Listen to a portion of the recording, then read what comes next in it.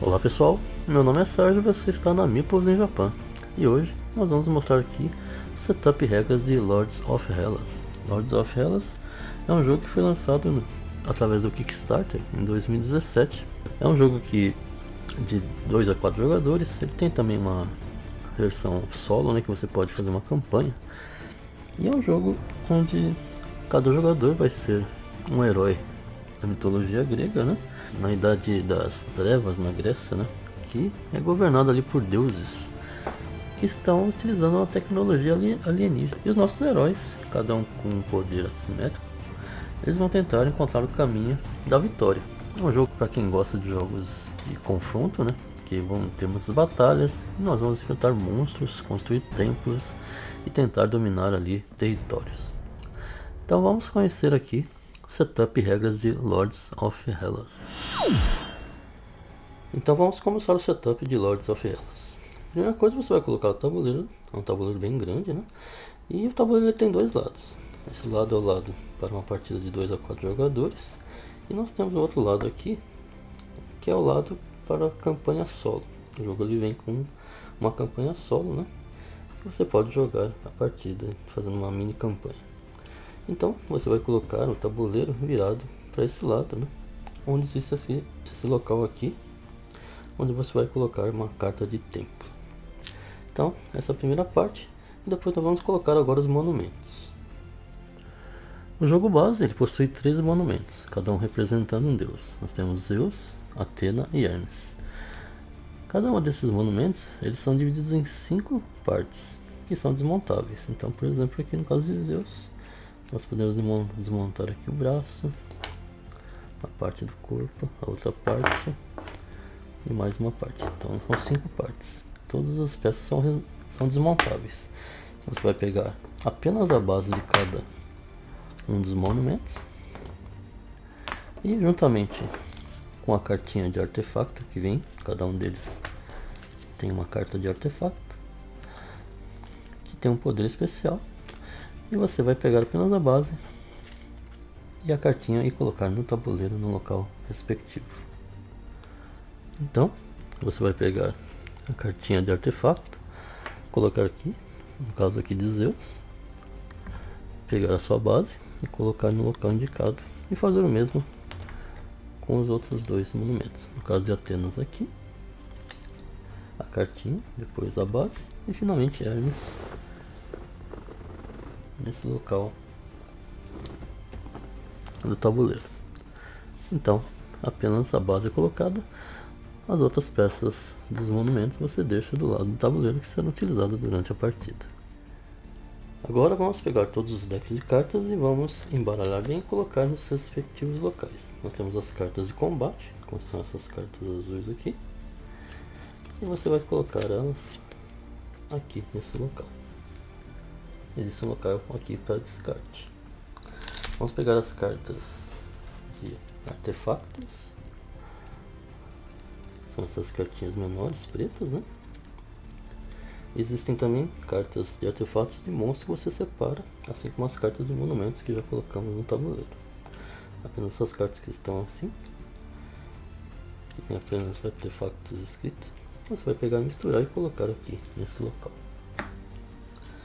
Nós temos então as cartas de eventos, tem esse fundo aqui.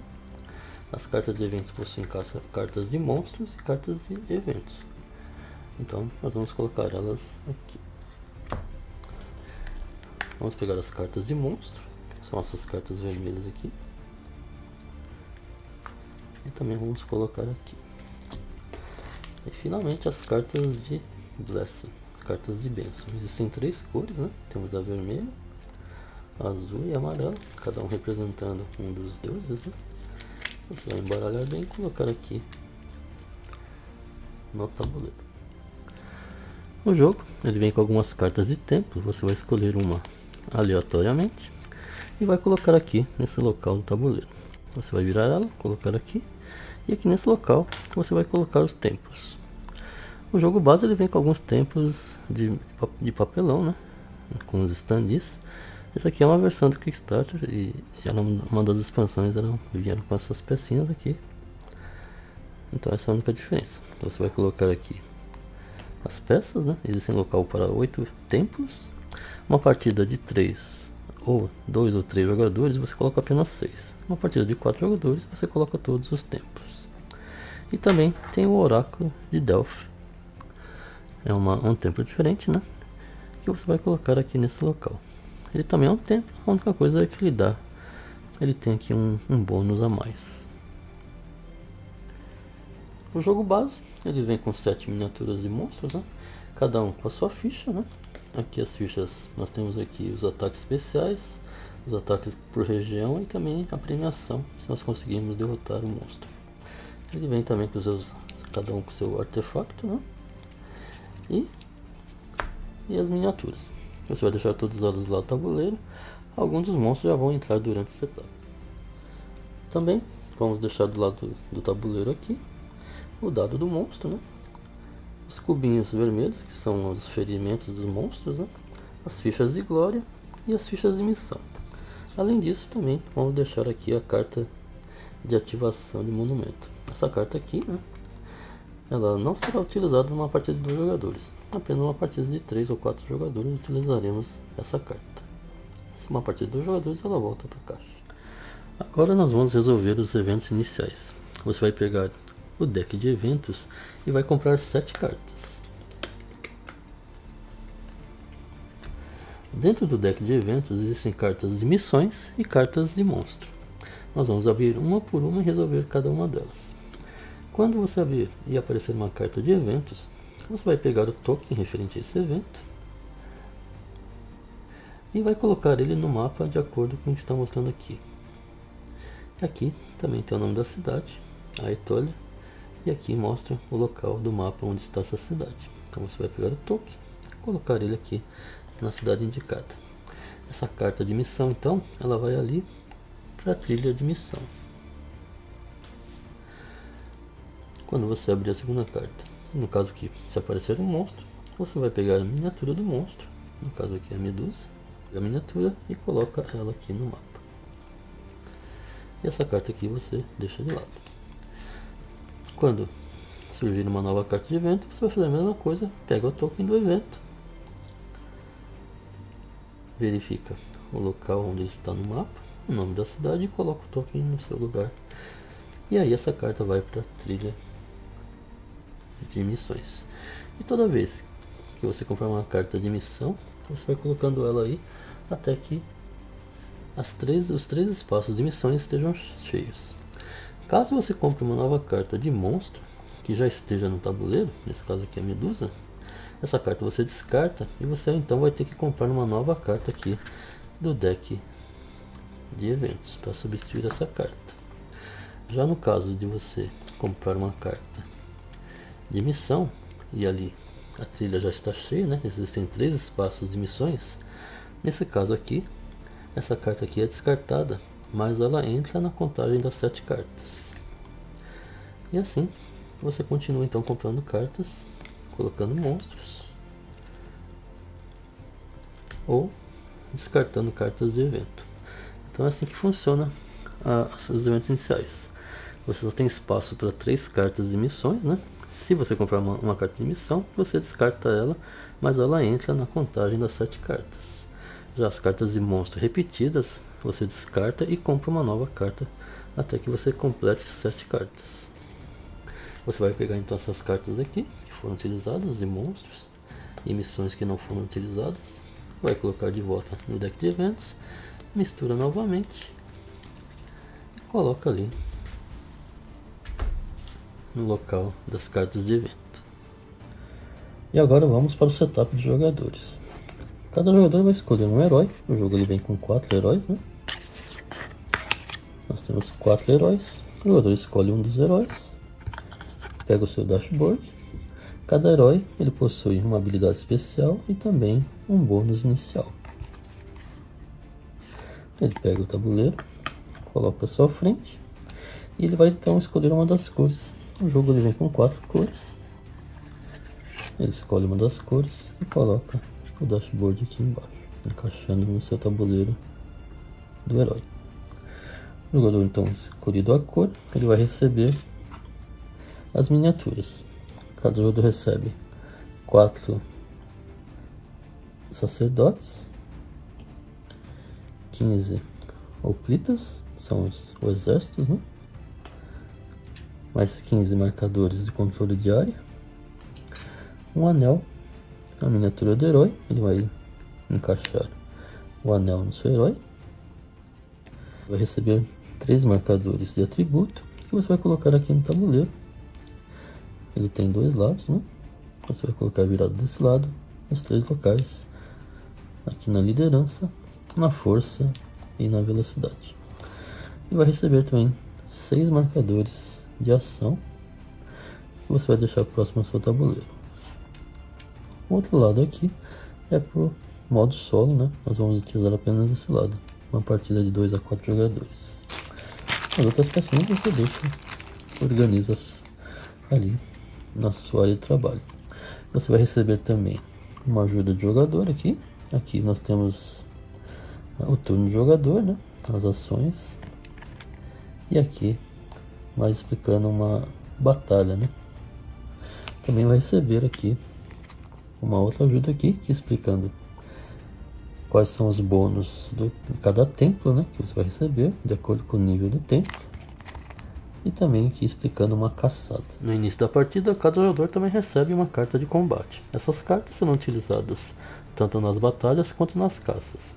E durante qualquer momento da partida, os jogadores só podem ter no máximo 4 cartas de combate na mão, com exceção durante a caçada.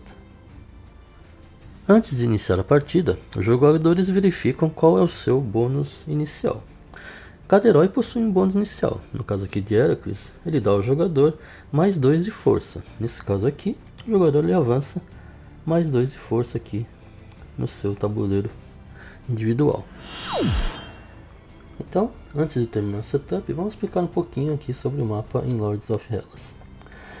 O tabuleiro é dividido em regiões, que são reconhecidas aqui pelas cores. Nós temos aqui, por exemplo, uma região verde, né?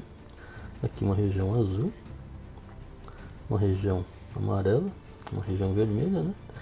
E cada região é dividida em territórios. Por exemplo, essa região azul aqui. Nós temos aqui 4 territórios. Os territórios possuem, ou em alguns casos nós temos cidades, que são representadas aqui por esse desenho.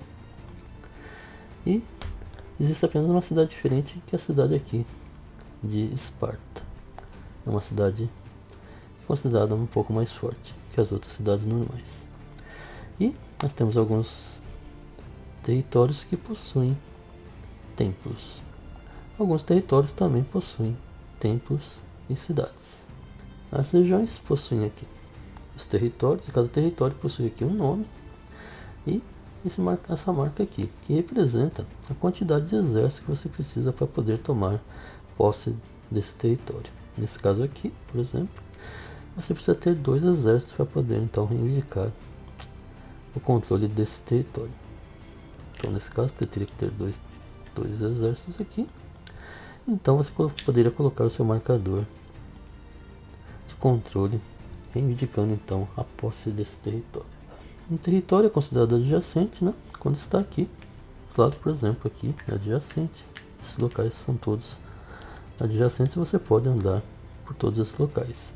Existem também caminhos marítimos. Por exemplo, você poderia andar daqui para cá, ou por exemplo daqui para cá.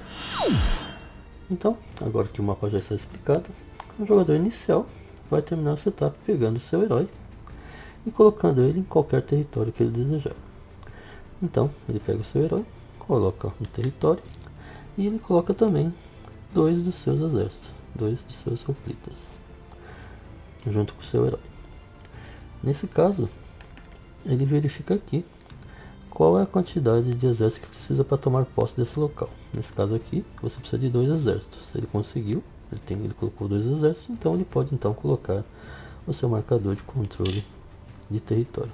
E nesse caso aqui, esse território agora pertence ao jogador vermelho. Se ele entrasse no local onde, por exemplo aqui, necessita de 5 exércitos, né? Então ele ainda não está não tomou posse desse território. Ele não colocaria o seu marcador de controle de área. E agora, em sentido anti-horário, o jogador faz a mesma coisa, né? Coloca o seu herói, 2 dos seus exércitos. Se possível, coloca o seu marcador de controle de área, né? Caso satisfaça as condições do território. E assim que todos os jogadores fizerem isso, o setup está pronto. Vamos então para as regras de Lords of Hellas. Lords of Hellas é jogado em turnos. No seu turno, começando com o jogador inicial, o jogador poderá fazer ações normais e uma ação especial. No caso, existem 4 tipos de ações normais. O jogador poderá fazer essas ações na ordem que ele quiser, apenas uma vez de cada. E ele tem a opção também de não fazer nenhuma ação normal. E ele poderá fazer depois uma ação especial, que está marcada aqui no seu tabuleiro. Existem 7 tipos de ações especiais. Então vamos começar explicando as ações normais. A primeira ação regular seria utilizar os artefatos. Artefatos são armas poderosas que você vai ganhar de várias maneiras durante a partida. Ao utilizar um artefato, você simplesmente vira ele a 90 graus, indicando que ele já foi utilizado nesse turno. Enquanto ele não for voltar à posição normal, ele não poderá ser utilizado. A segunda ação regular seria orar. Nesse caso, você tem que pegar um dos seus sacerdotes que estão aqui no seu tabuleiro de jogador. Os jogadores vão ganhando sacerdotes de acordo com algumas ações que acontecem na partida e coloca aqui no seu tabuleiro. Os sacerdotes que estão aqui na sua reserva, eles não estão em jogo ainda, eles só passam a estar em jogo quando eles estão aqui no seu tabuleiro individual. Existem aqui 4 espaços para os 4 sacerdotes que o jogador possui. O jogador então, ao fazer a ação de orar, ele pega nos seus sacerdotes. O jogador então escolhe um dos 3 monumentos e coloca o seu sacerdote num dos espaços que esteja disponível. Cada monumento possui 2 espaços para colocar os sacerdotes. Se todos os espaços estiverem ocupados, o jogador não pode fazer essa ação. O jogador ele só pode enviar um sacerdote por turno, e após enviar o sacerdote, ele verifica no monumento escolhido o nível do monumento e qual o prêmio que ele vai ganhar. No caso ali, ele enviou o jogador para o monumento de Hermes, e como ele está no nível 1, o jogador vai ganhar aqui mais 1 de velocidade. O jogador aqui no tabuleiro, ele tem 3 tipos de atributos, né? Liderança, força e velocidade, cada um referente a um dos monumentos. No caso de Hermes, ele ganhou aqui mais 1 de velocidade, ele aumenta aqui então seu nível de velocidade mais 1. A próxima ação é a ação de movimentar o seu herói. O herói se movimenta de acordo com o seu atributo de velocidade. No caso aqui, o jogador ele tem uma velocidade de 2. Isso quer dizer que o seu herói pode se movimentar por 2 espaços. O herói ele pode se movimentar livremente pelo tabuleiro. Nesse caso, ele poderá andar 2 espaços. E o jogador ele pode movimentar seu herói livremente pelo tabuleiro. A presença de outros heróis, outros exércitos inimigos ou mesmo monstros não impedem o herói de se movimentar pelo tabuleiro. Já se o jogador parar num local que exista um token de missão, o jogador ele pode realizar ali então a missão, se ele desejar. Cada missão possui 3 etapas. O jogador ele pode colocar seu herói em qualquer um dos locais que ele cumpra os requisitos. Se ele possui, por exemplo, os requisitos necessários para começar na etapa 2, ele já pode colocar o seu jogador, o seu herói, né, diretamente na etapa 2. Se não, ele pode começar então na etapa 1.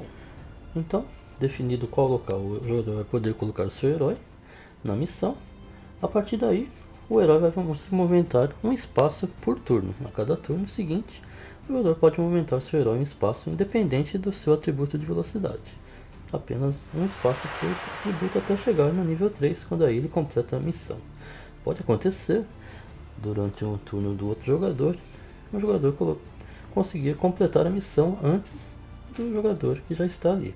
Por exemplo, se o jogador verde ele tiver já os atributos para começar no nível 3 da missão, ele pode então já realizar a missão imediatamente, passando a vez do jogador vermelho. Então, completada essa missão, essa carta é retirada e você não repõe essa carta. Esse espaço fica então vazio. Você pega então seu herói e coloca ele de volta no local onde está o token de missão. O herói então volta para o espaço de onde ele começou a missão, e o jogador que completou a missão pega o token e ganha o bônus referente à missão completada. E a última ação regular é a ação de movimentar o seu exército. Os jogadores movimentarão seus exércitos de acordo com o seu atributo aqui de liderança. Por exemplo, nesse caso, o jogador tem nível 3 de liderança, portanto ele poderá movimentar até 3 de seus exércitos. Cada exército pode se movimentar apenas uma vez por turno. Então, nesse caso, o jogador ele poderia movimentar até 3 dos seus exércitos por territórios adjacentes. O jogador vermelho, por exemplo, ele poderia avançar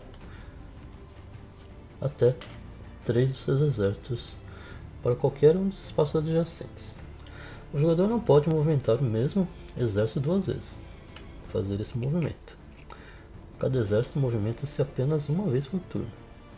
O atributo de liderança ele apenas define a quantidade de exércitos que podem ser movimentados. Quando o jogador movimenta uma quantidade de exércitos que consiga vencer aqui a resistência do local, no caso aqui a resistência é 2 local, o jogador passa a ter domínio desse território. Ele coloca então um dos seus marcadores nesse território, passando agora a ser o seu domínio.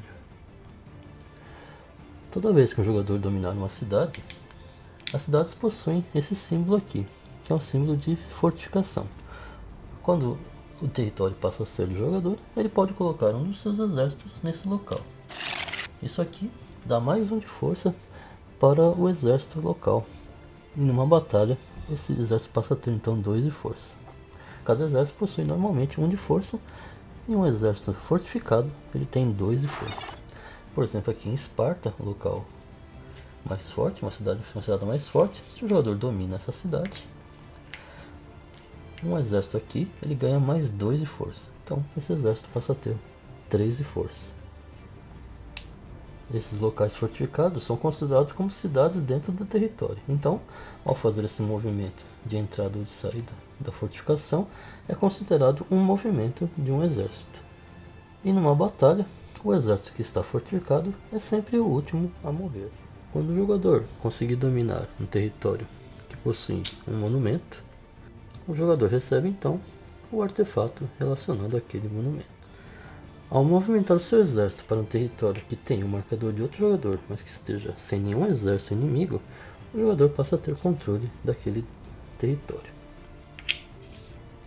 Essa exigência populacional aqui é apenas para a primeira vez que o território é invadido. A partir daí, o jogador precisa apenas de um exército para dominar o território, que já estava controlado por outro jogador, mas que está vazio. Quando o jogador invade um território que possui um exército inimigo, inicia-se uma batalha. Começando com o exército que está defendendo, e o jogador ele joga uma carta de combate. Nesse caso, vamos utilizar apenas a parte de baixo da carta, do número para baixo. A parte de cima, a parte vermelha, é utilizada numa caçada aos monstros. O jogador então joga uma carta, se ele quiser, e o jogador atacante também pode jogar uma carta então, depois de combate. E os jogadores vão jogando cartas, até que passem. O jogador que passar a vez não pode mais jogar cartas. Então nós vamos comparar a força dos exércitos. Lembrando que os exércitos que estão fortificados, eles valem 1 ponto a mais. No caso aqui ele teria 2 de força, mas esse exército aqui, cada exército vale 1 ponto de força. No caso de empate, o jogador que está defendendo vence. Nesse momento, o jogador também pode adicionar forças que vêm de bênçãos, de artefatos ou de alguma habilidade de herói para aumentar a força aí do seu exército no combate. Após definido o vencedor da batalha, os jogadores vão verificar suas baixas. Para cada carta que o jogador jogou que possuir esse símbolo, algumas cartas possuem esse símbolo aqui embaixo, o símbolo da caveira. Para cada símbolo que o jogador possui nas cartas que jogou, ele vai ter que matar um dos seus exércitos. Para cada símbolo que ele possui nas cartas que ele jogou, ele retira um dos seus exércitos. Esse exército então volta para o seu estado. Então lembrando que as cartas que você jogou que possuem esses símbolos, eles vão dar baixas no seu exército, não no exército adversário, assim como o mesmo acontece com o jogador adversário. Definidas as baixas, o exército perdedor ele tem que sair do território. Nesse caso aqui, esse exército aqui, ele teria que ir para qualquer território adjacente que esteja vazio ou que esteja sob seu controle. Caso ele não tenha nenhum local que ele possa se movimentar, todo o seu exército então é eliminado e volta para o seu estoque. O jogador vencedor então, no caso do exército vermelho, ele passa a ter o controle desse exército, desse local, e pega um dos seus marcadores e coloca no local do marcador do jogador amarelo. Após terminar a sua fase de ações regulares, o jogador poderá fazer uma ação especial. Existem 7 ações especiais e o jogador, toda vez que escolher uma ação especial, ele vai ter que colocar um marcador em cima dessa ação. Enquanto esse marcador estiver em cima da ação, essa ação não poderá ser utilizada. A primeira ação especial é a ação de recrutar. O jogador ele pode recrutar até 2 exércitos nos locais que ele domina, onde existem cidades. No caso aqui, ele poderia recrutar 2 exércitos. Na cidade de Esparta, o jogador pode recrutar até 4 exércitos. Nesse caso, o jogador, se ele quiser, ele pode já colocar um dos seus exércitos recrutados na posição de fortificado. Cada jogador possui 15 exércitos no seu estoque. Então, se o jogador não tiver exércitos suficientes, ele coloca apenas os exércitos que for possível.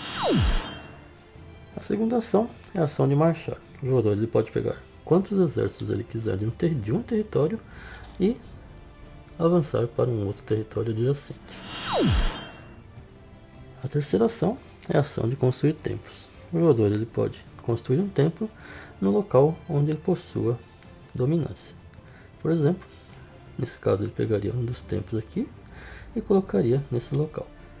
Após construir o templo, o jogador recebe um sacerdote. Ele pega o sacerdote do seu estoque e coloca aqui no seu tabuleiro. A partir de agora, esse sacerdote está à sua disposição. Os templos eles devem ser construídos na ordem. Se ao pegar um templo e surgir embaixo dele a palavra draft, nesse caso, o jogador que construiu o templo, ele vai pegar o deck de cartas de bênção e vai comprar uma carta para cada jogador. No caso, 1, 2, 3, uma partida de 3 jogadores, mais 4 cartas. Ele então vai escolher uma das cartas de bênção para ele e passar as cartas que sobraram para o jogador no sentido anti-horário à direita. Então cada jogador vai escolher uma carta e a carta que sobrar é descartada. Essas cartas de bênção, elas te dão algum benefício e elas ficarão ativas até o final da partida. Se o jogador construir o Oráculo de Delphi, ele recebe bônus referente. O Oráculo de Delphi só pode ser construído aqui na cidade de Foz.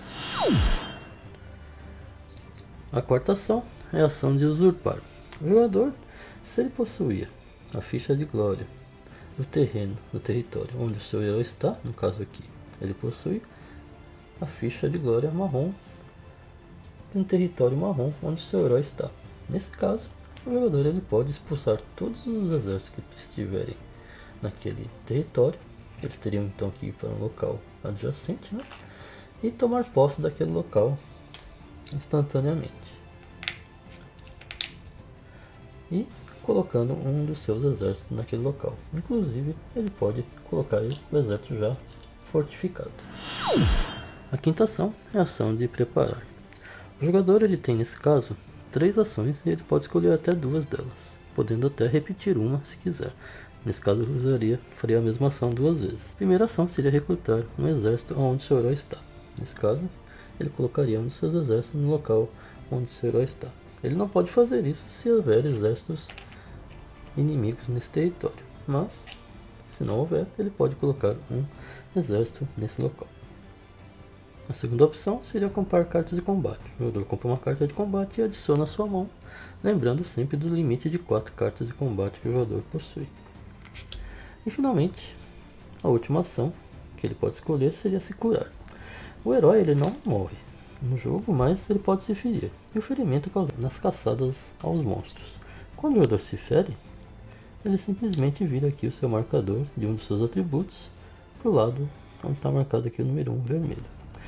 E nesse caso aqui, por exemplo, quando ele sofre um ferimento, mesmo que ele esteja no nível 3 aqui, ele passa a ficar com apenas nível 1. Enquanto ele não se curar, o nível que era antes 3 passa a ser apenas 1. Então, uma dessas ações seria se curar. Ele simplesmente escolhe um dos seus ferimentos e vira o marcador novamente. E agora ele está curado, ele passa a ter novamente aqui 3 de força. Então essas são as 3 ações. O jogador pode escolher 2 delas ou escolher uma e repeti-la novamente. E vamos para a nossa 6ª ação especial. Toda vez que um herói estiver no mesmo território que um monstro, ele pode fazer uma ação especial de caçar. Nesse caso, a primeira coisa que o jogador vai ter que fazer é comprar cartas de combate. Durante toda a partida, o jogador só pode ter 4 cartas de combate na mão, mas na fase de caça, nessa ação de caçar, o jogador ele pode ignorar essa quantidade de cartas. Então a primeira coisa que ele faz é comprar mais cartas de combate e adicionar as que ele já possui. E ele vai comprar cartas de acordo com o seu atributo de força. No caso aqui, o jogador ele tem 3 de força. Isso quer dizer que ele pode comprar então mais 3 cartas de combate e adicionar então a sua mão, juntando as cartas que ele já possui.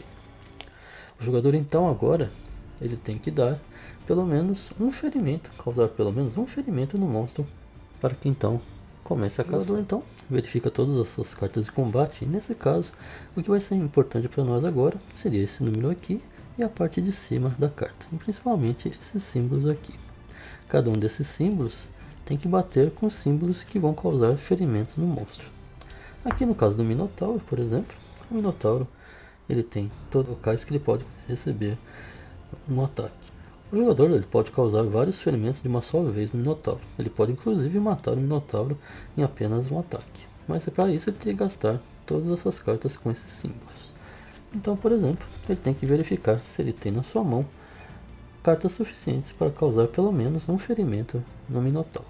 Então, após verificar as suas cartas, o jogador ele verificou que tem uma carta de tocha e uma carta que representa aqui uma faca, né? Que ele consegue causar 2 ferimentos no monstro. Então, ele coloca um cubinho aqui em cada local, indicando que ele causou um dano no monstro. O jogador então descarta essas cartas e aí o jogador à sua esquerda ele vai comprar 2 cartas de monstro do deck de monstros.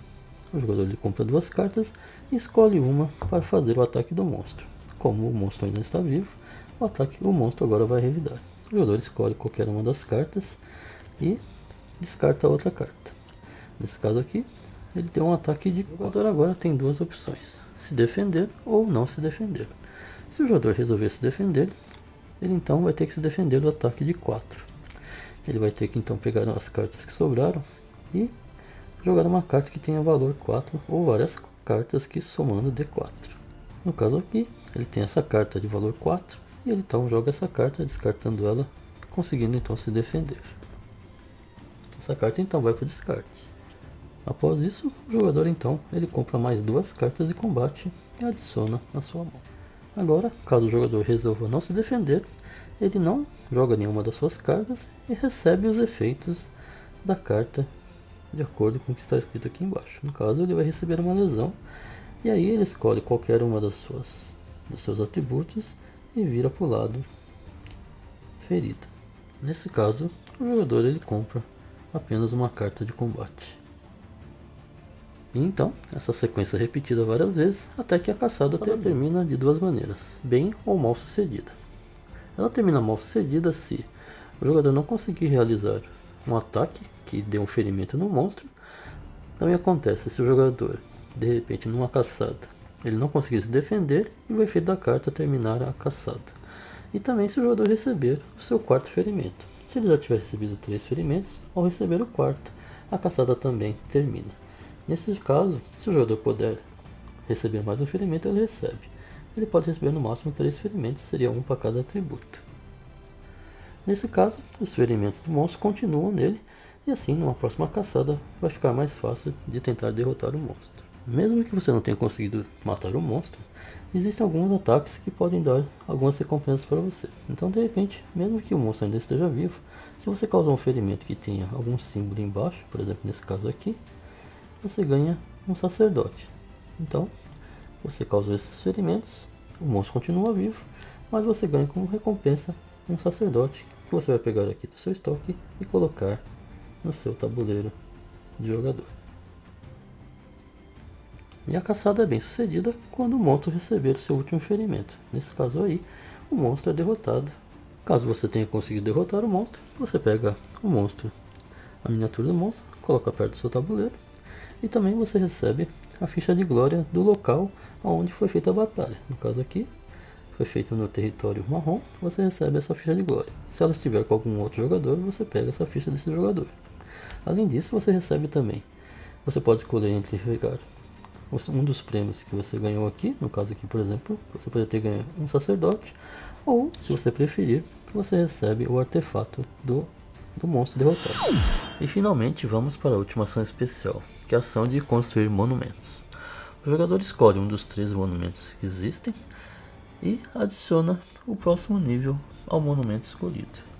Se o último nível do monumento for construído, para uma partida de 3 ou 4 jogadores, coloque em jogo a carta de ativação de monumento. Essa carta só entra em jogo uma partida de 3 ou 4 jogadores. Para uma partida de 2 jogadores, antes de realizar a ação de construir um monumento, o jogador ele pode realizar qualquer ação especial que ele já tenha sido utilizada.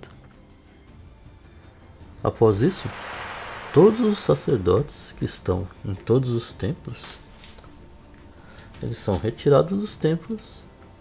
Todos os sacerdotes voltam então para o estoque geral de cada jogador. Eles não voltam para o tabuleiro do jogador, eles voltam para o estoque de cada um dos jogadores.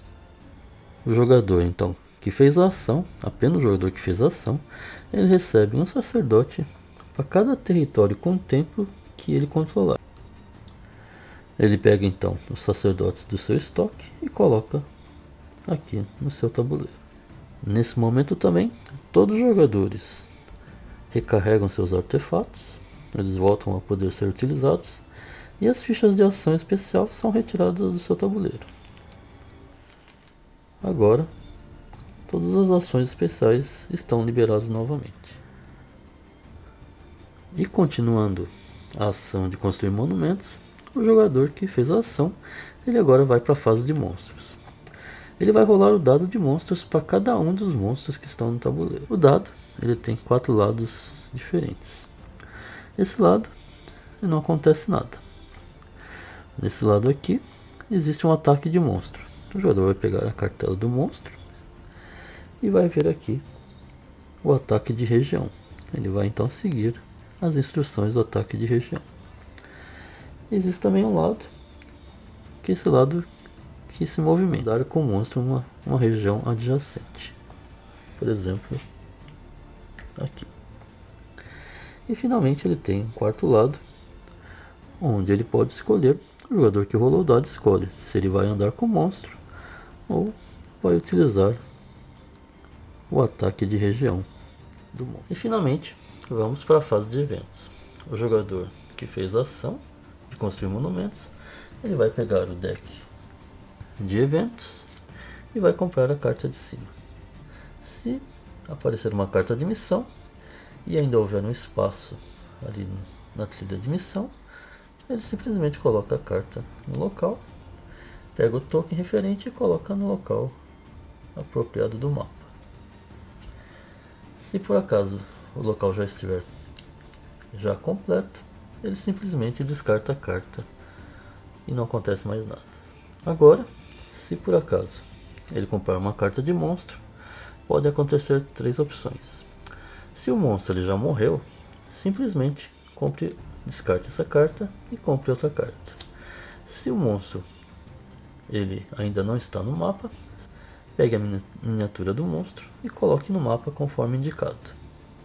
E finalmente, se o monstro já está no mapa, ele então evolui.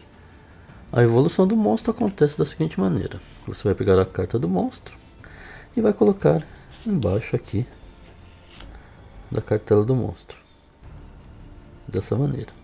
Isso quer dizer que agora o monstro ele tem mais um local que você precisa causar um ferimento para poder derrotar então e destruir esse monstro.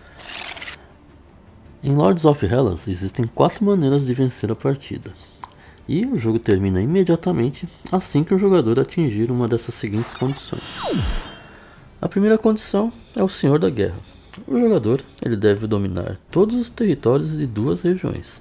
Por exemplo, aqui no caso, o jogador vermelho ele controla a região verde e a região marrom. Para uma partida de 3 jogadores, a região azul ela não é considerada. Você tem que descartar a região azul. Já para uma partida de 2 jogadores, é necessário que o jogador controle todos os territórios de 3 regiões. A segunda condição é o favorito dos deuses. O jogador deve controlar 5 territórios que possuam templos construídos. A terceira condição é o matador de monstros. O primeiro jogador a matar 3 monstros é o vencedor. A quarta condição é o Rei dos Reis. Assim que um monumento tiver suas 5 etapas construídas, o jogador que dominar o território onde está o monumento, ele coloca a carta de ativação de monumento em jogo. Ele então vai colocar 3 dos seus marcadores na carta e ao final do seu turno ele vai pegar o marcador, fazer ação especial, e se ao final de 3 turnos ele ainda estiver dominando aquele território, ele é o vencedor. Para 2 jogadores, essa condição de vitória não é válida. Então, essas aqui foram as regras de Lords of Hellas. Espero que vocês tenham gostado. Se inscrevam no canal, curtam, compartilhem e deixem seu comentário. E até semana que vem com mais regras de um novo jogo. Um abraço e boa jogatina para todos.